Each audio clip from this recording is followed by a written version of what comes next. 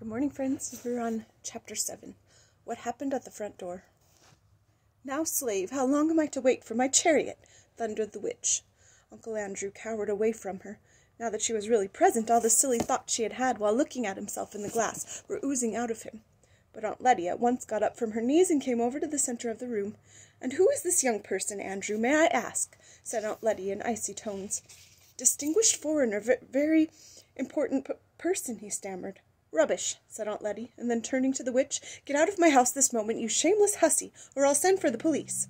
She thought the witch must be someone out of a circus, and she did not approve of bare arms. "What woman is this?" said Jadis. "Down on your knees, minion, before I blast you." "No strong language in this house, if you please, young woman," said Letty. Instantly, as it seemed to Uncle Andrew, the queen towered up at an even greater height. Fire flashed from her eyes. She flung out her arm with the same gesture and the same horrible-sounding words that had lately turned the palace gates of Charn to dust. But nothing happened, except that Aunt Letty, thinking that those horrible words were meant to be ordinary English, said, "I thought as much. The woman is drunk. Drunk! She can't even speak clearly." It must have been a terrible moment for the witch, when she suddenly realized that her power of turning people into dust, which had been quite real in her own world, was not going to work in ours. But she did not lose her nerve even for a second. Without wasting a thought in her disappointment, she lunged forward, caught Aunt Letty round the neck and the knees, raised her high above her head as if she had been no heavier than a doll, and threw her arms across the room. While Aunt Letty was still hurtling through the air, the housemaid, who was having a beautifully exciting morning, put her head in at the door and said, "If you please, sir, the hansom's come." "Lead on, slave," said the witch to Uncle Andrew. He began muttering something about regrettable violence, must really protest, but at a single glance from Jadis he became speechless. She drove him out of the room and out of the house, and Diggory came running down the stairs just in time to see the front door close behind them. "Jiminy," he said, "she's loose in London, and with Uncle Andrew. I wonder what on earth is going to happen now." "Oh, Master Diggory," said the housemaid, who was really having a wonderful day, "I think Miss Ketterly's hurt herself somehow." So they both rushed into the drawing-room to find out what had happened. If Aunt Letty had fallen on bare boards or even on the carpet, I suppose all her bones would have been broken, but by great good luck she had fallen on the mattress. Aunt Letty was a very tough old lady. Aunts often were in those days. After she had had some sal volatile and sat still for a few minutes, she said there was nothing the matter with her except a few bruises. Very soon she was taking charge of the situation. "Sarah," she said to the housemaid, who had never had such a day before, "go round to the police station at once and tell them there is a dangerous lunatic at large. I will take Mrs. Kirk's lunch up myself." Mrs. Kirk was, of course, Diggory's mother. When Mother's lunch had been seen to, Diggory and Aunt Letty had had their own. When Mother's lunch had been seen to, Diggory and Aunt Letty had their own. After that he did some hard thinking. The problem was how to get the witch back to her own world, or at any rate out of ours, as soon as possible. Whatever happened, she must not be allowed to go rampaging about the house. Mother must not see her, and if possible, she must not be allowed to go rampaging about London either. Diggory had not been in the drawing-room when she had tried to blast Aunt Letty, but he had seen her blast the gates of Charn, so he knew her terrible powers and did not know that she had lost any of them by coming into our world. And he knew she meant to conquer our world. At the present moment, as far as he could see, she might be blasting Buckingham Palace or the Houses of Parliament. And it was almost certain that quite a number of policemen had by now been reduced to little heaps of dust. And there didn't seem to be anything he could do about it. But the rings seemed to work like magnets, thought Diggory.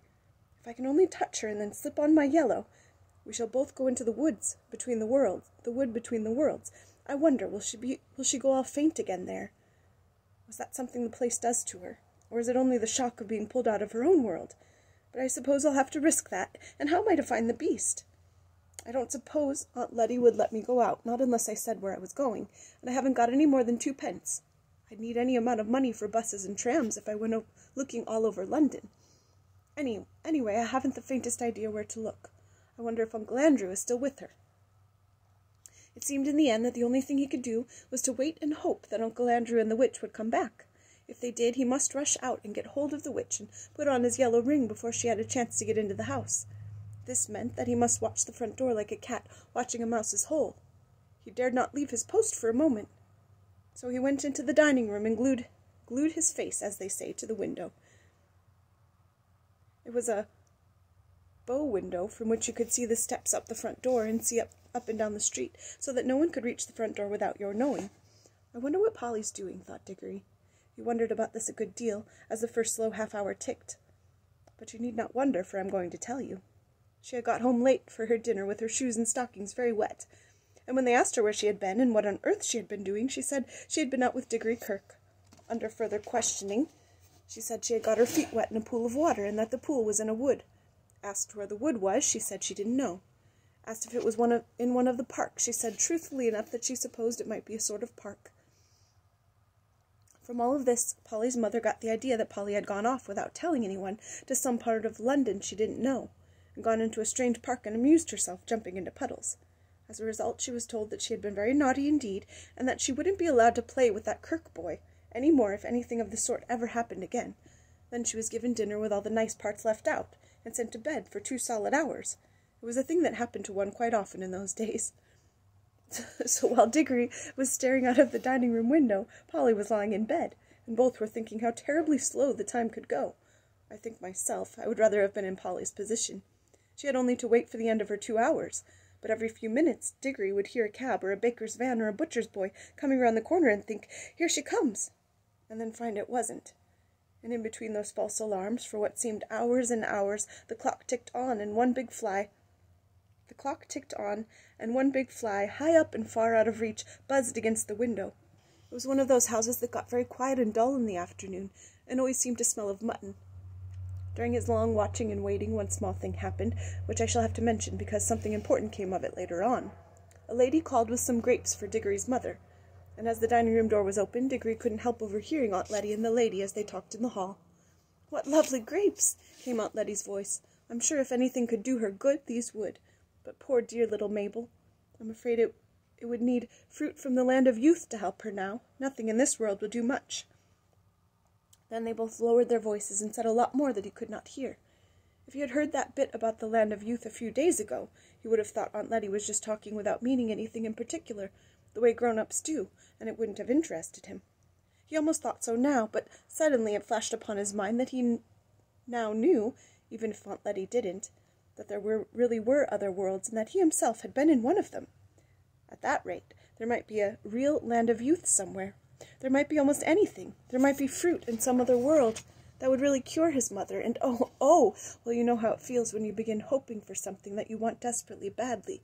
You almost fight against the hope because it's too good to be true.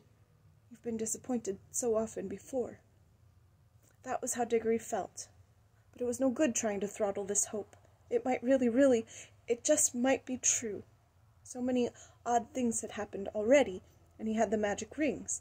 There must be worlds you could get to through every pool in the wood. He could hunt through them all, and then mother well again. Everything right again. He forgot all about watching for the witch. His hand was already going into the pocket where he kept the yellow ring, when all at once he heard a sound of galloping. "Hullo, what's that?" thought Diggory. "Fire engine? I wonder what house is on fire. Great Scott, it's coming here. Why, it's her!" I needn't tell you who he meant by her. First came the hansom. There was no one in the driver's seat. On the roof, not sitting but standing on the roof, swaying with superb balance as it came at full speed round the corner with one wheel in the air, was Jadis, the Queen of Queens, and the terror of Tarn. Her teeth were bared, her eyes shone like fire, and her long hair streamed out behind her like a comet's tail. She was flogging the horse without mercy. Its nostrils were wide and red, and its sides were spotted with foam. It galloped madly up to the front door, missing the lamp-post by an inch, and then reared up on its hind legs. The hansom crashed into the lamp-post and shattered into several pieces. The witch, with a magnificent jump, had sprung clear just in time and landed on the horse's back. She settled herself astride and leaned forward, whispering things in its ear. They must have been things meant not to quiet, but to madden it. It was on its hind legs again in a moment, and its neigh was like a scream. It was all hoofs and teeth and eyes and tossing mane. Only a splendid rider could have stayed on its back. Before Diggory had recovered his breath, a good many other things began to happen.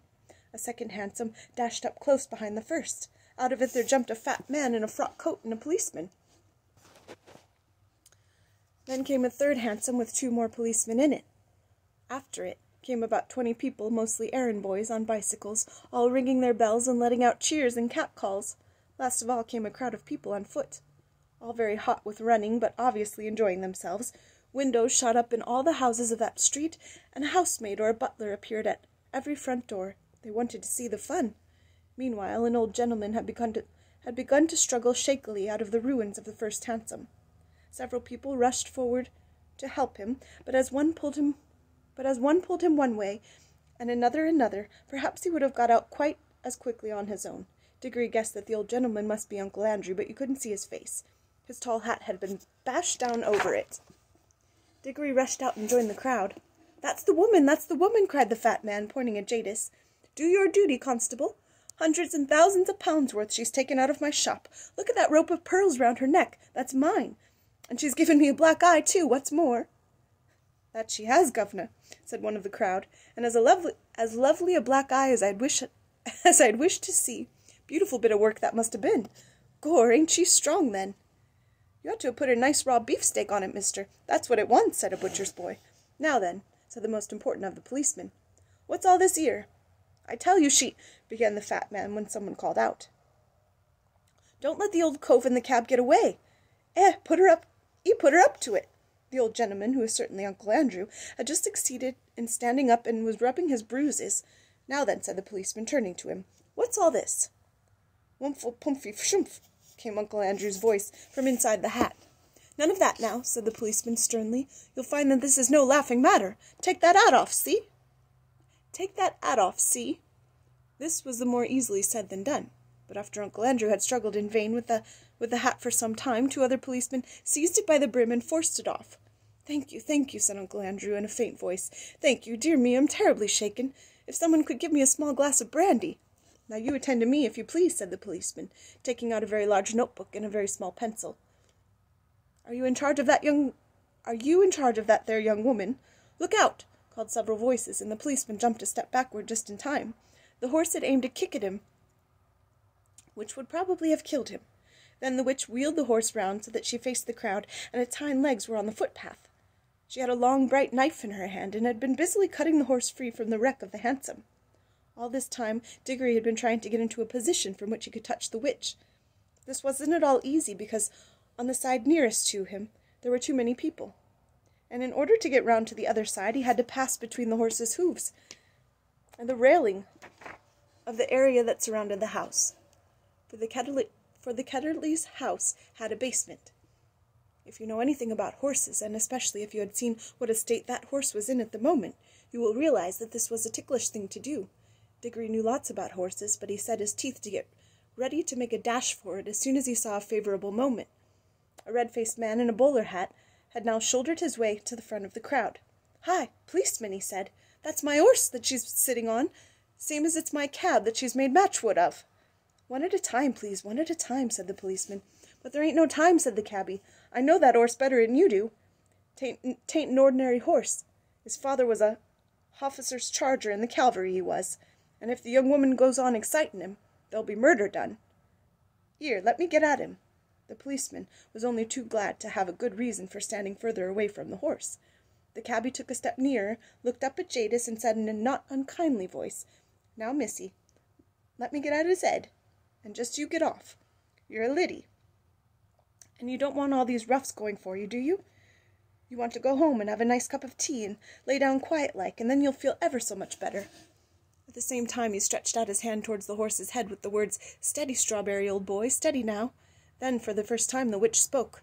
Dog, came her cold, clear voice, ringing loud above all the other noises. Dog, unhand our royal charger. We are the Empress Jadis. Have a good day, friends.